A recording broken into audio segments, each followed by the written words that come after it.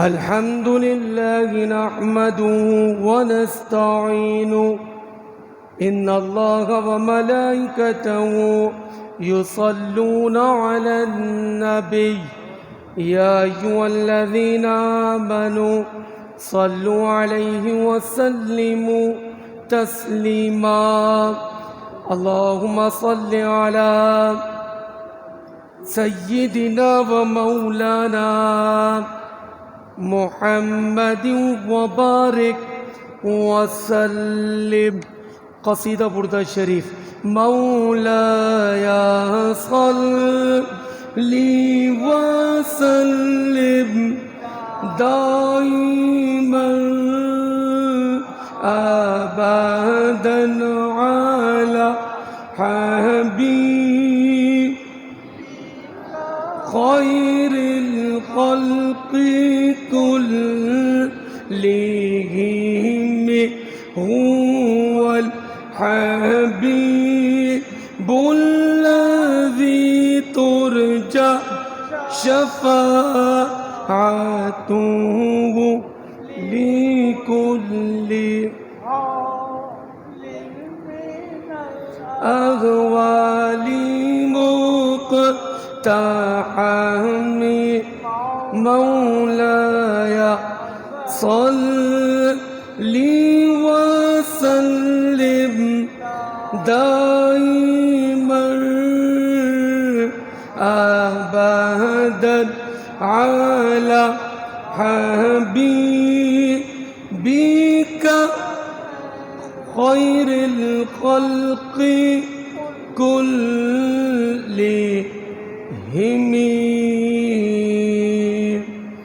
اللهم صل وسلم وبارک علیہ.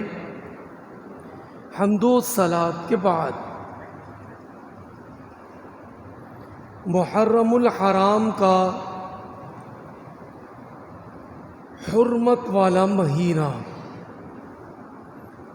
اس مہینے کی آج 16 تاریخ ہے. اس مہینے کی 17 تاریخ حضرت امام زین العابدین کربلا کے بیمار میں ان کا نام آتا ہے، کیونکہ ان کی طبیعت ناساز تھی، تو مولا حسین نے ان کو یزیدیوں کے مقابلے میں جانے سے منع کر دیا تھا. ان کا نام زین العابدین نہیں ہے، ان کا نام تھا علی اوسط، کیونکہ حضرت مولا حسین نے اپنے بچوں کا نام اپنے والد کی نسبت سے رکھا. بڑے کا نام حضرت علی اکبر،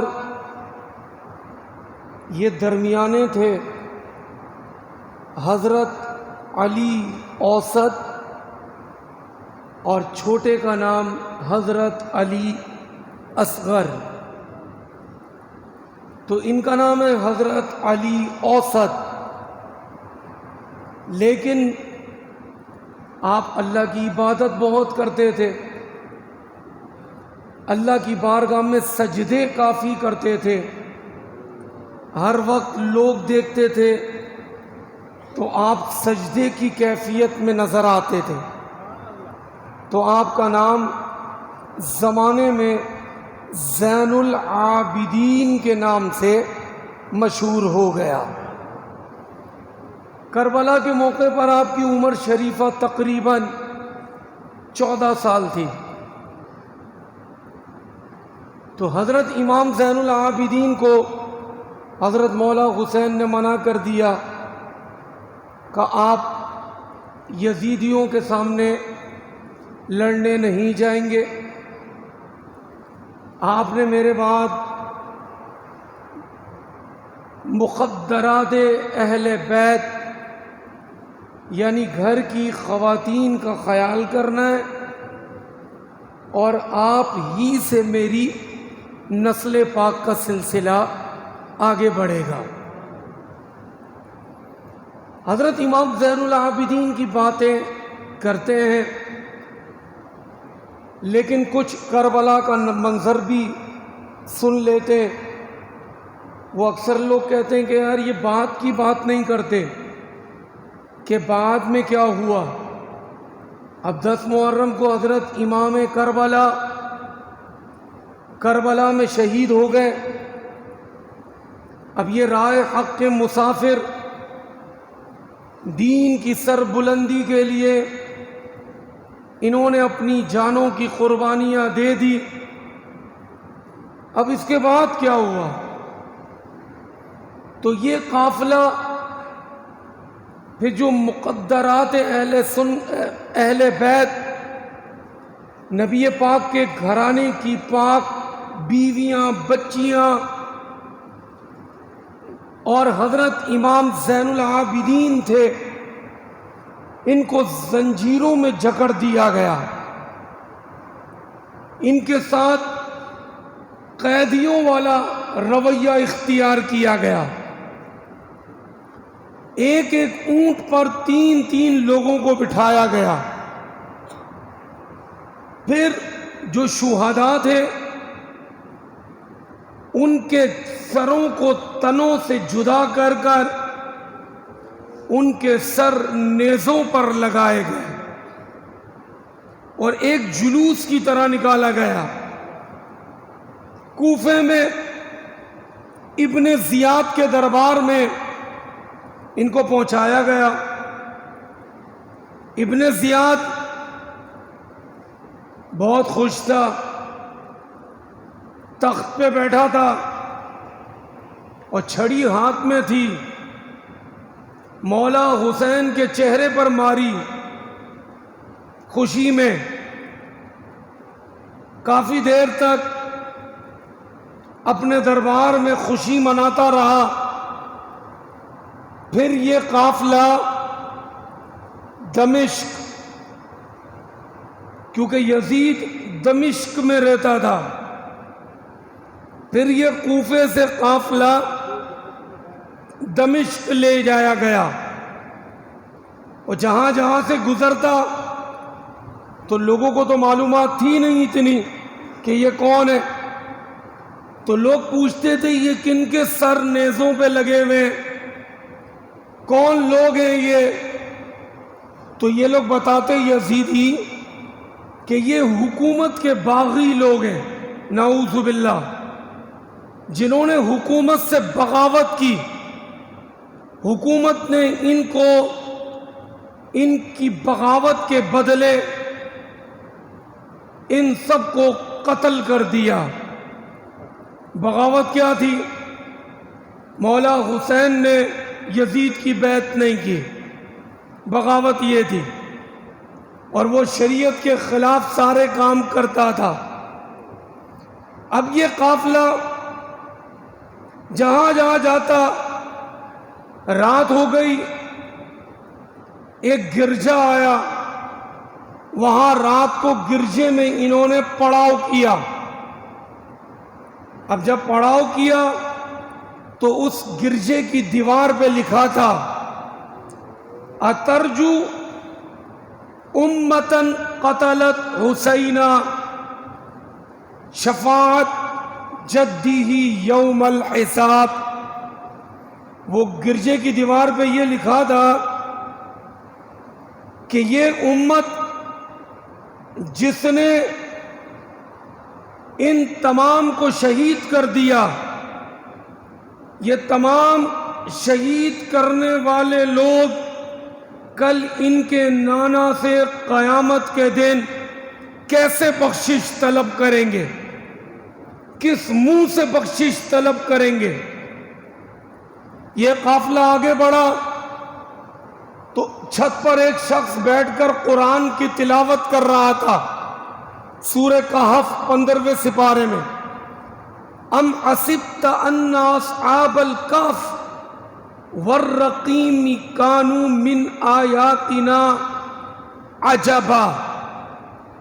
اس آیت کا خلاصہ کلام یہ ہے کہ وہ قاری قرآن چھت پر بیٹھ کر تلاوت کر رہا ہے، دل کے کانوں سے سنیے گا توجہ کے ساتھ. وہ قاری قرآن چھت پر بیٹھ کر قرآن کی تلاوت کر رہا ہے اور یہ آیت پڑھ رہا تھا اور نیچے سے قافلہ شہداء اہل بیت گزر رہا ہے, شہداء کربلا کا قافلہ گزر رہا ہے. اس نے جب یہ آیت پڑھی نا سورہ کہف کی, ام حسبت ان اصحاب الکہف والرقیم کانوا من آیاتنا عجبا, کیسا عجب واقعہ کہف اور رقیم کا. تو مولا حسین کا چہرہ اقدس نیزے پر تھا. جب اس نے یہ آیت کی تلاوت کی نا تو آپ نے اپنے لوائے مبارک سے جواب دیا, کہنے لگے اے قاری قرآن, تو کہف اور رقیم کے واقعے کو عجیب کہتا ہے, سن اس سے زیادہ عجیب واقعہ میرے قتل کا ہے.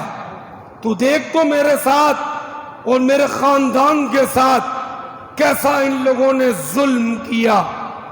اب یہ قافلہ آگے بڑھا, دمشق میں انتظار ہو رہا تھا کہ قافلہ آنے والا ہے. اب جیسے قافلہ یزید کے دربار میں پہنچا نا,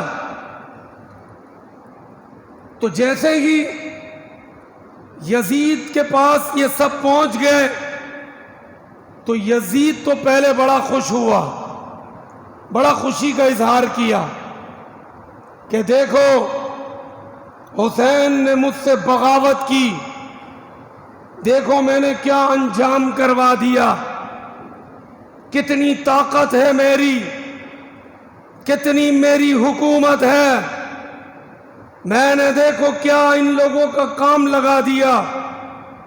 اس کے ہاتھ میں بھی چھڑی تھی, اس نے چھڑی کھینچ کر مولا حسین کے ہونٹوں پر ماری, کیونکہ سر اقدس کاٹ لیا تھا. وہ سر اقدس لے کر گھوم رہے تھے یہ لوگ گلی گلی محلے محلے. اب وہ سر اقدس یہ تخت پہ بیٹھا, اس نے چھڑی ماری. اس مجمع میں ایک صحابی رسول بیٹھے تھے بزرگ, کھڑے ہو گئے, ان سے برداشت نہیں ہوا, کہنے لگے خبیث تو اتنا ظلم کرنے کے بعد بھی نواسہ رسول کے چہرے ہونٹوں پر چھڑی مارتا ہے. سن, میں نے خود اپنی آنکھوں سے دیکھا ہے مصطفیٰ کریم ان ہونٹوں کو چوما کرتے تھے. کھڑے ہو گئے روتے ہوئے اور نکل گئے باہر. کہا تو بہت بڑا خبیث انسان ہے, تو نے ظلم کی انتہا کر دی. اس دمشق کے دربار میں یزید کے پاس ایک عیسائی سفیر آیا ہوا تھا, کرسچن آیا ہوا تھا, عیسائی. وہ یہ سب منظر دیکھ رہا تھا کہ چہروں پر چھڑیاں ماری جا رہی ہیں, بے ادبی کی جا رہی ہے, بدتمیزی کا ماحول ہے. اس نے پوچھا یہ کون لوگ ہیں؟ کہ یہ ان کی امت میں جو نبی پاک ہے نا, بتانے والے نے بتایا, ان کے یہ نواسے, نبی کے نواسے. وہ جو عیسائی سفیر تھا نا وہ کھڑا ہو گیا, یزید کے سامنے کھڑا ہو کر افسوس کرنے لگا. کہ تم نے اپنے نبی کے نواسوں اور آل کا یہ حال کیا. سنو, ہم عیسیٰ علیہ السلام نہیں, وہ جس گدھے پہ بیٹھتے تھے نا اس گدھے کے خر ہمارے پاس ہیں. آج تک ان خروں کی بھی ہم عزت کرتے ہیں. تم کیسے امتی ہو کہ تم نے اپنے نبی کے نواسوں کو, پوری آل کو شہید کر دیا, قتل کر دیا. یزید خوشی مناتا رہا کافی دیر تک. جب اس نے دیکھا نا کہ یہاں کا ماحول کچھ بدلا بدلا لگ رہا ہے, لوگوں کے چہرے دیکھے نا, چہروں سے پتہ چل جاتا ہے کیا جواب مل رہا ہے؟ اب اس نے دیکھا کہ لوگوں کے چہرے میرے خلاف جا رہے ہیں، تو اس نے بیان بدل دیا.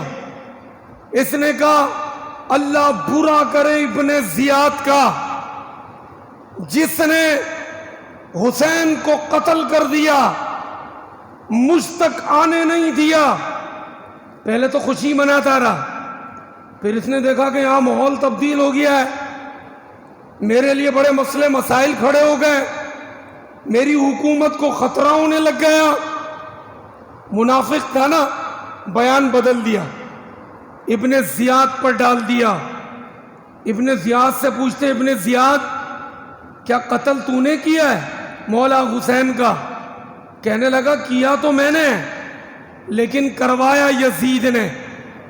کچھ لوگ یزید کے اس بیان کو بدلنے پر یزید کو اس کیس سے باہر نکال لیتے، کہتے ہیں بڑا اچھا شخص تھا یزید تو. یزید تو امیر المومنین تھا. امیر المومنین تو بڑا ادب کا لفظ ہے، یہ کتا کہلوانے کے قابل نہیں ہے، خنزیر کہلانے کے قابل بھی نہیں ہے. یہ لفظ منع کیا اپنے منہ پہ لانا. اتنا نجس اور گندا انسان. کچھ لوگ کلمہ پڑھنے والے بڑی تبلیغ کی باتیں کرتے ہیں، بڑے بڑے بسترے اٹھاتے ہیں، وہ اس بات سے کہتے ہیں دیکھو یہ کہتا ہے کہ میں نے قتل نہیں کیا، یہ تو ابن زیاد نے کیا اور بڑا غلط کیا. تو اس کو اس کیس سے اس بات پر باہر نکالنے کی کوشش کرتے. ایک بات توجہ طلب، قتل کروا دیا اس نے. اب اس کے بعد یہ جتنا نادم ہو، جو اس کے جسم پر اور کپڑوں پر قتل کا داغ لگ گیا، اس کے نادم ہونے سے وہ قتل اب قیامت تک نہیں اترے گا اس کے سر سے. اب امام زین العابدین کو بولنے کا موقع دیا گیا. خطابت تو ان کے گھر کی لونڈی ہے، کیونکہ سب نے نبی پاک سے سیکھا نا، صحابہ نے بھی نبی پاک سے سیکھا، یہ تو نبی پاک کی آل ہے. اب جب یہ خطاب کرنے کھڑے ہوئے نا یزید کے دربار میں، سب کی حالتیں خراب. یزید نے رکوا دیا، یزید کو ڈر لگنے لگ گیا. امام زین العابدین سے یہ اتنا ڈرا تو اندازہ لگائیں مولا حسین سے اس کو کتنا ڈر ہوگا، جو امام زین العابدین کے والد محترم ہیں. اس نے رکوا دیا، کہا بڑا غلط ہوا آپ کے ساتھ. اب جب اس نے دیکھا کہ پورا دربار میرے خلاف جا رہا ہے، کہا بہت غلط ہوا. اب اپنے آپ کو ایسا شو کر رہا ہے لوگوں کے سامنے کہ جیسے میں نے کچھ بھی نہیں کیا، یہ سب ابن زیاد نے کیا. بلکہ ابن زیاد کہتا ہے جب حضرت زبیر کھڑے ہو گئے نا مکے میں، کہا یزید کو ہم نہیں مانتے، اس نے نواسہ رسول کے ساتھ کیا کیا. تو یزید نے ابن زیاد کو بلایا، کہا مکے والوں پہ جا کے حملہ کرو. ابن زیاد نے منع کر دیا، کہنے لگا میں نہیں کرتا مکے والوں پر، پہلے تم نے مجھ سے مولا حسین کو قتل کروا دیا، اب تم مکے میں مجھ سے بے حرمتی کروانا چاہتا ہے، لہذا سیٹ جاتی ہے جائے. کیونکہ ابن زیاد سے کسی نے پوچھا تو نے مولا حسین کو کیوں قتل کیا؟ کہنے لگا مجھے یزید نے پیغام دیا تھا کہ تو مولا حسین کو قتل کر ورنہ تجھے میں زندہ نہیں رہنے دوں گا. یہ دھمکی دی تھی یزید نے ابن زیاد کو. اور پھر جب ابن زیاد کو یزید نے مکے میں حملہ کرنے کا بولا مولا حسین کے قتل کے بعد، تو ابن زیاد نے منع کر دیا، کہا ایک گناہ پہلے میں اپنے سر لے چکا ہوں، اب دوسرا گناہ نہیں لوں گا. ابن زیاد نے منع کر دیا. اب یزید گھبرانے لگا، امام زین العابدین سے پوچھنے لگا آپ اپنی کوئی تمنا بتائیں.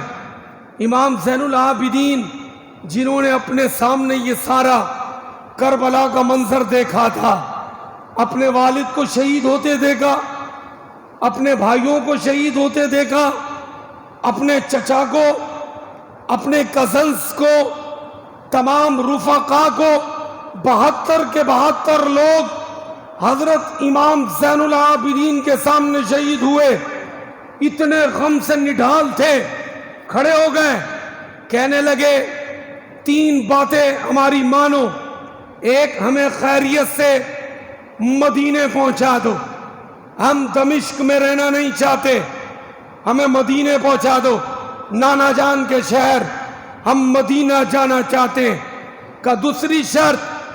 دوسری شرط یہ ہے کہ آج جمعے کا دن ہے، خطبہ میں دوں گا جامع مسجد میں۔ تیسری شرط کیا ہے؟ تیسری شرط یہ ہے قاتل حسین جنہوں نے میرے باپ کا قتل کیا ان کو کیفر کردار تک پہنچایا جائے۔ 3 شرطیں تھی۔ یزید کہنے لگا ٹھیک ہے، پہلی شرط منظور، ہم آپ کو مدینے پہنچوا دیتے ہیں۔ دوسری شرط جمعے کا خطبہ جامع مسجد میں آپ دیں گے، یہ بھی شرط منظور۔ تیسری شرط منظور نہیں ہے، قاتل حسین کا میں کچھ نہیں کر سکتا۔ علماء فرماتے ہیں کیوں؟ کیونکہ یہ قتل میں خود ملوث ہے، ورنہ حاکم تھا، سب کچھ کر سکتا تھا، حکومت تھی، فورس تھی، آرمی تھی، تمام ایجنسیز اس کے پاس تھی، تحقیقات کر سکتا تھا، جی آئی ٹیز بنوا سکتا تھا، سب کچھ کر سکتا تھا۔ اس نے تیسری شرط نہیں مانی، کہا نہیں، میں معذرت کرتا ہوں، قاتل حسین کو میں نہیں پکڑ سکتا۔ کیوں نہیں پکڑ سکتا؟ کیونکہ قتل ہی خود کروایا ہے، تو کیسے پکڑے گا؟ اور حکومت کا تو بھوکا ننگا تھا ہی، جس وجہ سے سیٹ کی ہوس کی وجہ سے اتنا بڑا ظلم کر بیٹھا، اپنے اوپر اتنا بڑا گناہ لے بیٹھا تھوڑے وقت کی حکومت کے لیے۔ پھر جمعے کا ٹائم ہوا، حضرت امام زین العابدین جن کی آج وصال کی رات ہے، کل کا دن 17 محرم، شروع میں نے حضرت امام زین العابدین ہی سے کیا تھا۔ ان کا مزار مبارک مدینہ پاک میں ہے، جنت البقیع قبرستان میں۔ امام زین العابدین خطبے کے لیے کھڑے ہوئے، جب آپ نے خطبہ شروع کیا نا تو اہل بیت کی شان بیان کرنا شروع کی، تو یزید کپ کپانے لگا کہ ایسا نہ ہو کہ لوگ کھڑے ہو کے مجھے مارنے لگ جائیں۔ یزید کھڑا ہوا، مؤذن کو کہنے لگا نماز کا ٹائم ہو گیا۔ نماز کا ٹائم ہوا نہیں تھا، زبردستی اس نے اذان دلوا دی، کہیں ایسا نہ ہو میری کٹ لگ جائے، لوگ مجھے مارے۔ جب آپ نے اہل بیت کی شان بیان کی جمعے کے دن منبر رسول پر، اب اذان ہوئی تو اللہ اکبر اللہ اکبر۔ حضرت امام زین العابدین نے فرمایا اللہ سب سے بڑا ہے، اس میں کوئی شک نہیں۔ مؤذن نے کہا اشہد ان لا الہ الا اللہ۔ آپ نے فرمایا بالکل، ہم اس بات پر گواہی دیتے ہیں کہ ہم نے اپنے خون سے اسلام کو سربلندی دی ہے، ہم نے اپنی جانوں کے نذرانے دے کر اسلام کو بچا لیا ہے۔ پھر جب مؤذن نے کہا اشہد ان محمد الرسول اللہ، تو آپ نے فرمایا آنکھوں میں آنکھ ڈال کر، کیونکہ یہ نبی پاک کے لال ہیں، یہ کسی سے ڈرتے نہیں تھے، اگر ان کو ڈر ہوتا تو مولا حسین کبھی مدینے سے باہر نہیں نکلتے، اسلام بچانے کے لیے پورا کنبہ قربان کر دیا۔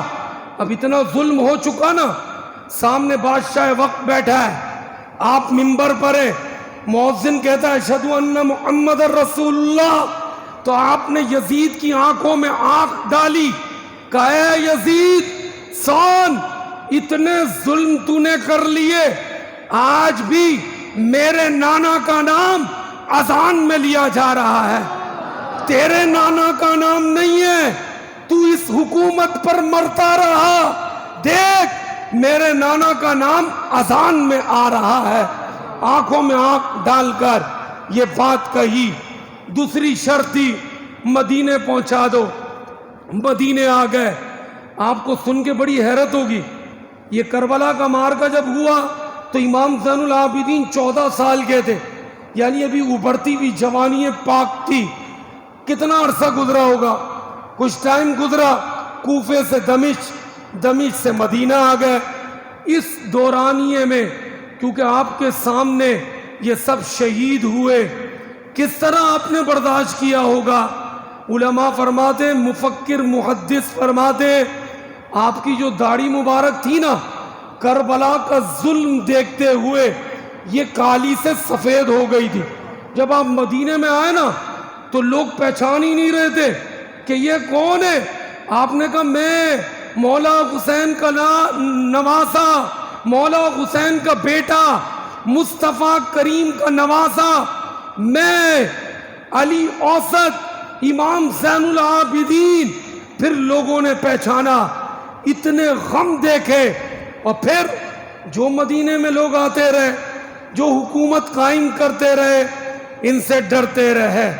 ولید کا زمانہ آیا, ولید بن عبد الملک یہ خانہ کعبہ کا طواف کر رہا تھا, کیونکہ جس کو اللہ عزت دے, حکومت ہو یا نہ ہو, لیکن اس کو اللہ کی طرف سے قدرتی عزت ہوتی ہے.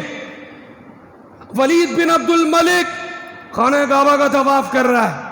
اب خانہ کعبہ کا طواف کر رہا ہے, رش بہت تھا, حجر اسود چومنا چاہتا تھا.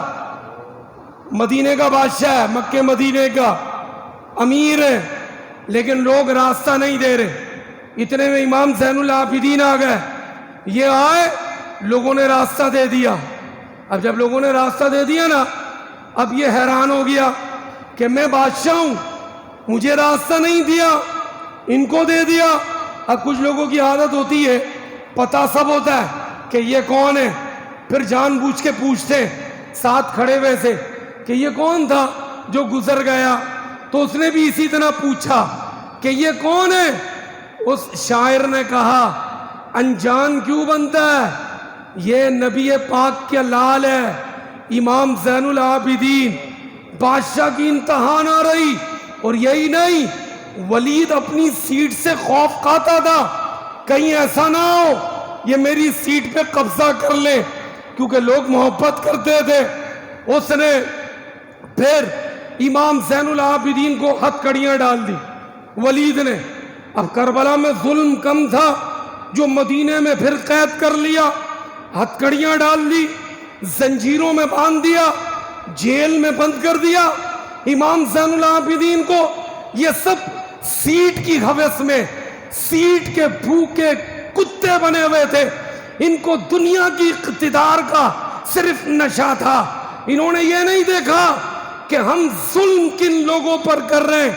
انہوں نے حضرت امام زین العابدین کو ولید نے بند کر دیا, ہتھ کڑیاں ڈال کر. زہری بہت بڑے امام ہیں, بہت بڑے مفکر ہیں, ان کو خبر ملی کہ امام زین العابدین کو ولید نے جیل میں بند کر دیا ہے. پھر ہتھ کڑیاں لگا دی. زہری جیسے جیل میں آئے ملنے تو دھاڑے مار مار کے رونے لگے.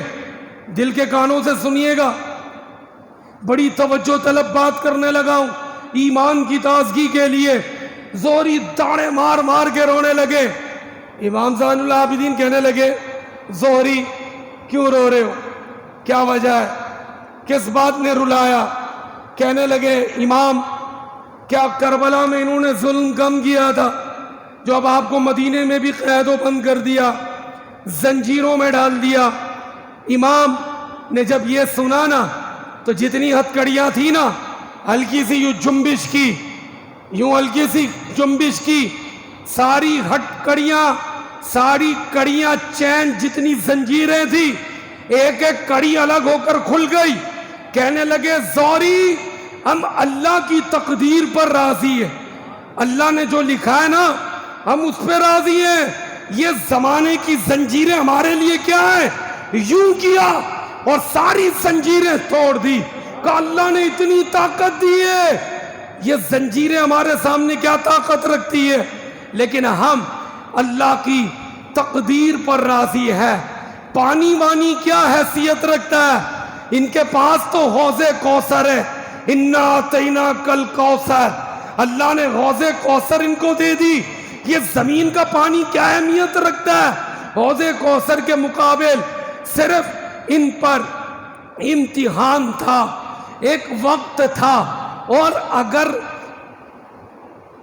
اگر یزید سیٹ پر بیٹھا بھی 1.5-2 سال تو اس نے کیا کیا؟ اس امت کو کتنے مفکر دیے؟ کوئی لا کر دکھائے کہ یزید نے کتنے مفکر دیے، یزید نے کتنے محدث دیے اس امت کو، جس کی خاطر، جس سیٹ کی خاطر اس نے پورا نبی کا گھرانہ اجاڑ دیا. اس سیٹ پر بیٹھنے کے بعد اس نے اس امت کو کتنے جرنیل دیے. جو لوگ کہتے ہیں یزید رضی اللہ تعالی عنہ، ان سے سوال ہے کہ یزید نے اس امت کو کتنے صوفی دیے، کتنے جرنیل دیے، کتنے محدث دیے؟ جواب آئے گا 0. کوئی محدث نہیں دیا، کوئی مفکر نہیں دیا، کوئی جرنیل نہیں دیا. اب آئیں کربلا والوں کی طرف، پورا خاندان اجاڑ دیا، صرف امام زین العابدین بچے. پھر بھی ان کے گھرانے سے ہمیں کیسے کیسے تحفے ملے. ان کی 11ویں پشت میں ہمیں غوث پاک ملے، ان کی پشتوں میں ہمیں خواجہ غریب نواز ملے، جنہوں نے 2-4 لاکھ نہیں 99 لاکھ ہندوؤں کو کلمہ پڑھا کر مسلمان بنا دیا. ان کی پشت سے ہمیں داتا علی ہجویری ملے، ان کی پشت سے ہمیں حضرت عبداللہ شاہ غازی ملے. ایک بچے تھے کربلا میں، ان سے کیسے کیسے پھول ملے، جنہوں نے پورے عالم اسلام میں اسلام کو پھیلایا، اسلام کا نور پھیلایا. یزید سے کچھ ملا؟ ٹکا بھی نہیں ملا اس امت کو، صرف نقصان ملا.